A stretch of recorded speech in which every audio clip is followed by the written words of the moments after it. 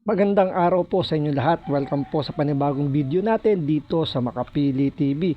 Ngayon ito pag-usapan po natin, nagbigay na po ng reaksyon si BP Sara tungkol sa she crossed the line na kaya na bad shot siya kay First Lady Lisa Marcos. So ano tong naging reaksyon ni BP Sara at paano niya ito hinandle ng maayos. So bago natin simulan yung topic na yan, kung hindi ka pa nakasubscribe sa Makapili TV, baka pwede naman pakipindot yung subscribe button. At the same time, palike na rin ng video, wala naman pong bayad dyan. Kaya pindot na. So ito, panoorin na po natin yung naging reaksyon ni BP Sara at paano niya to hinandle ng naayon sa kanyang professional ba niyang na-handle yung issue na to. So panoorin po natin.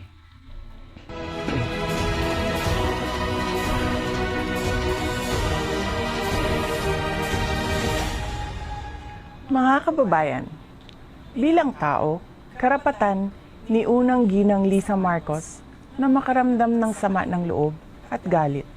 Subalit, So umpisa pa lang, totoo naman yung sinabi ni BP Sara na normal lang naman kahit naman sino, ganun yung maging reaksyon. Pero ito, panoorin po natin, tuloy po natin yung mga naging susunod na statement ni BP Sara. ang kanyang personal na damdamin ay walang kinalaman sa aking mandato bilang isang opisyal ng pamahalaan. Upang makausad tayo, iiwan na natin sa isang pribadong pag-uusap sa pagitan lamang namin ni Pangulong Bongbong Marcos Jr. ang mga susunod na hakbang. Mga kaigsuunan, nag-atubang ang ato ang nasod ug dagkong mga problema na kinahanglang solusyonan sa gobyerno. Dapat ay nakatutok tayo sa pagtugon sa mga suliraning hinaharap ng ating bansa. Patuloy ang pagtaas ng presyo ng pagkain at iba pang mga bilihin. At ito ay mas nagpapahirap pa sa dinaranas na gutom o kawalan ng sapat na pagkain ng mahihirap nating kababayan. Nagbabadya rin ang kakulangan ng supply ng tubig at kuryente, habang talamak na naman ang ipinagbabawal na droga. Samantala, hindi pa rin natatapos ang banta ng kriminalidad, terorismo at insurhensiya sa ating bansa. Kini ang mga butang na angay natong hatagan ug pagtagad. Unahin natin ang Pilipinas. Syukran. So yun, napakaganda po ng binigay na statement ni BP Sara dito. Napaka-professional. Hindi niya kailangang sagutin ng mga, alam niyo, yung hindi niya kailangang sumagot doon dahil naiintindihan naman niya yung nararamdaman ni First Lady Lisa Marcos. Pero sabi nga ni BP Sara, ibibigay niya na lang kay Pangulong Marcos kung paano i-handle itong issue na to. Kasi kumbaga ito may, kailangan gumit na ni PBBM, ni Bongbong Marcos tungkol sa issue na to. Kasi kumbaga hindi, sabi nga ni BP Sara, hindi parang wala naman siyang obligasyon na magpaliwanag na kung bakit ganun yung nangyari, yung sinasabing pagtawa niya nung rally nung nagsalita si Pangulong Duterte na may bangag tayong presidente. So hindi niya kailangan magpaliwanag tungkol dun sa pagtawa niya. Kasi purely wala naman siya intensyon na ganun yung ganun yung magiging reaksyon ni First Lady Lisa Marcos. At the same time, hindi naman yun ang kumbaga parang hindi naman yun makakasagabal sa trabaho niya bilang secretary ng DepEd. Kaya ngayon, ito, mukhang yung mga binitawan dito ni BP Sara medyo may pitik na to sa administrasyon. Siyempre, sinimulan ni First Lady Lisa Marcos na kumbaga ginagawan siya ng issue. So, dapat unahin daw muna yung mga problemang kinaharap ng bansa natin, tulad ng kakulangan ng tubig na nagbabadya nga ron na magkaroon ng shortage ng tubig dahil sobrang init nga naman dahil may El Nino.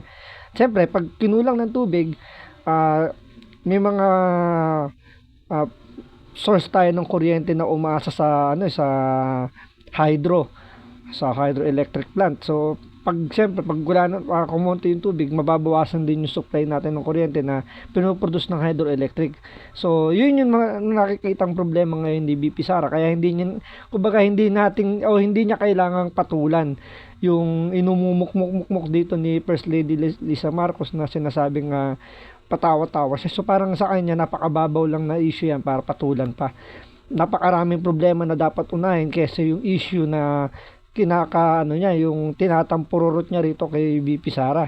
'Di ba? Andiyan nga sinasabi niya yung tumataas na naman yung kriminalidad natin, bumabaha na naman yung drug sa atin na hindi natin naranasan nung panahon ni Pangulong Duterte na wala na yan. Maraming nang natukhang, ngayon lang nagbabalikan ulit sa administrasyon na to. Aminin natin, to talagang nangyayari na nagbabalikan na ngayon yung mga kriminalidad natin din. Talagang nagbabalikan simula nung nawala si Pangulong Duterte at simula nung naupo itong si Bongbong Marcos. Talagang lumaganap na naman ngayon yung problema ng ating bansa. Tulad na lang sa West Philippines Sea na nung panahon ni Pangulong Duterte, malayo nakakapangisda yung ating mga mangingisda. Nakahatiran ng tulong yung ng supply yung ating mga kasundaluhan sa BRP Sierra Madre, pero ngayon hinaharang, binobomba na ng tubig ng China. Kaya nga yun yung mas kailangang unahin imbis na patulang pa ni BP Sara. So nakita niyo yung pagiging professionalism dito ni BP Sara na kumbaga parang ibinibigay niya kay Bongbong Marcos yung yung issue na yan. Kung kumbaga siya na yung bahalang mag-resolve niyan. Kasi kung tutuusin, napakadali lang naman ng nung problema ni First Lady Lisa Marcos. Kung hindi niya nagustuhan yung eksena doon na nakitang tumatawa si Vice President Sara Duterte kasama si Senator Amy Marcos, pwede naman niya ipatawag in private Mag-usap sila in private, kausapin ni First Lady yung asawa niya para ipatawag itong si Vice President Sara Duterte. Magkausap sila ng masinsinan kung ano ba, kumbaga parang linawin niya yung ano man yung ikinapuputok ng butsi niya nung nakitang tumatawa si BP Sara. Ano ba naman yung tawagan niya si